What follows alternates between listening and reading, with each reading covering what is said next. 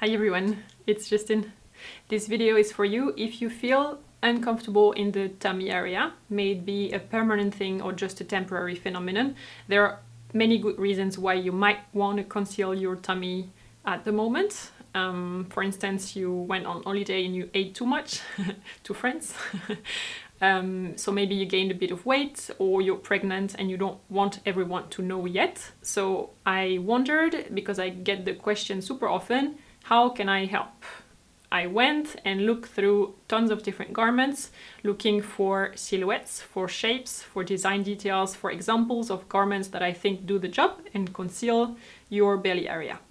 The result is a list of ideas that I would like to share with you, and for each example that I show, I will explain why I think it does the job. Take it as an inspiration list for your own wardrobe and really just keep the parts that you like.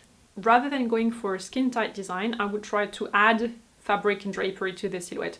The question is where and how to add fabric. So a straight dress like this one works well, I think. It's not just boxy, just a bit loose, because boxy looks like you're trying to hide something. I would go frankly oversized, like on this picture. Here the length between the hips and the knees is great if you want to wear that as a mini dress, or in winter over pants, for example skinny black jeans, perfect. It is quite a stiff fabric, rather heavyweight, so it's going to keep its shape, and it looks like you're probably dressed. It doesn't look like you're wearing pajamas or sweatpants, really. The only thing is that such a design probably works better on taller girls than on shorter ones.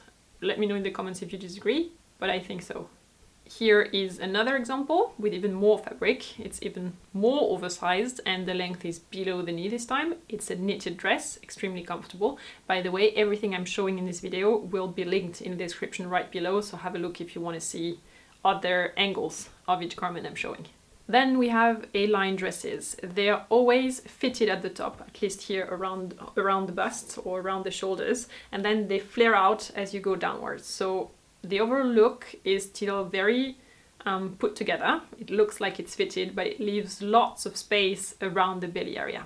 This one here adds a little almost invisible belt element, not too tight, placed at the level of the natural waist. So that's above the actual belly area that you want to keep comfortable with, and it brings just a little bit of definition this way. That one is really only fitted around the chest and it flares out immediately, so the effect is more dramatic. This fabric is especially liquid looking, but any other fabric that you take and cut in an A shape will gather as it falls naturally, and that's called gravity, and create nice and flowy folds in the middle. If you like longer dresses, why not look into empire shapes? An empire dress typically is fitted around the breasts until underneath the breasts, and then it falls in a way that seems straight.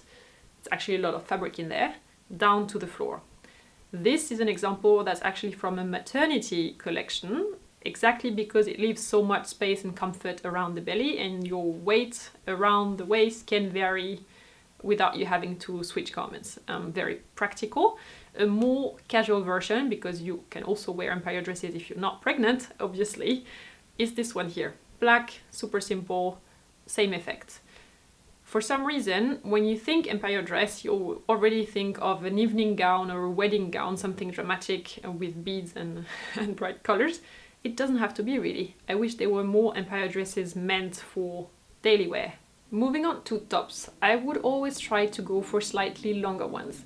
If your top ends where the waistband of your bottom, skirt or pants, come, then the top will ride up, and or it will create this horizontal visual line exactly at the level that's your widest point. So that's something I would try to avoid, and I would choose tops that are 2 or 3 inches longer than the waistband of my bottom.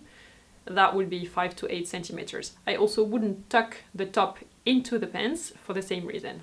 When you go shopping for tops, asymmetry is a smart thing to look for. If you've seen my video about shoes, you've seen that green top of mine. It's technically completely closed, but it has one extra panel at the front that's flowy. It's in fact the perfect top to conceal a belly. Longer on one side, much longer, is a great option too. It will move nicely when you walk. This one is interesting because they achieve a visual layering effect. Layering is good. Layering effect through the fact that they're using two different colors. That's also something smart. Gray on gray, so it's still monochromatic, very easy to pair with the rest of your wardrobe. Then a peplum is a nice shape, also very feminine if you like that at the same time. Definitely appropriate for the office, styled this way. But if you take a lighter fabric, something with a print or brighter color, then it also definitely works in casual situations. Ruffles are a great design element to distract people. Layered like this as a dress or as a top, it works both ways. No one can really say if you've gained a few pounds around the waist, especially because the ruffles are organized asymmetrically. Perfect. Talking about pants now. In general, I would rather go for higher waisted pants. A wrap or belt type like this one works really well. It's flexible, you can tie the belt more or less tight depending on the day, right? This one is the version with slim legs. If you like rather wider pant legs, then you can definitely find wide leg pants with a high waist like this one here. Or if you want the higher budget option, there is one designer called Dries van Noten who created pants that are meant for women, but inspired by 50s menswear. And he's been doing that for a few seasons now, a few runway seasons. Look into that. The pants are high-waisted, close with a belt, extremely comfortable, and I think that's an optimal shape really for your need. Finally, some thoughts on over tops. If I had to choose one type, that would be a long cardigan, long, to lengthen the overall silhouette, worn open like this one here. It conceals eventual love handles and it really makes you appear slimmer, leaner. If the cardigan has pockets, then I would make sure that the pockets are placed below the waistline for sure and also below the hip line, so really low pockets. The cardigan has to be really long indeed. A blazer would have the same effect as a cardigan if you leave it open as well. And a vest, for instance, a double-breasted one, something chic and tailored, with or without sleeves, longer than the hips, would work as well for a more tailored and formal kind of look. I hope you felt inspired and that you found a couple of ideas or shapes that work with your body. If yes, thumbs up. Thank you so much. This channel is all about tips and inspiration in fashion. I do only fashion. So if you're interested in that, don't forget to subscribe to this channel before you go, or maybe even watch another video. I upload every Wednesday and Sunday, so see you very soon again. Take care. Bye!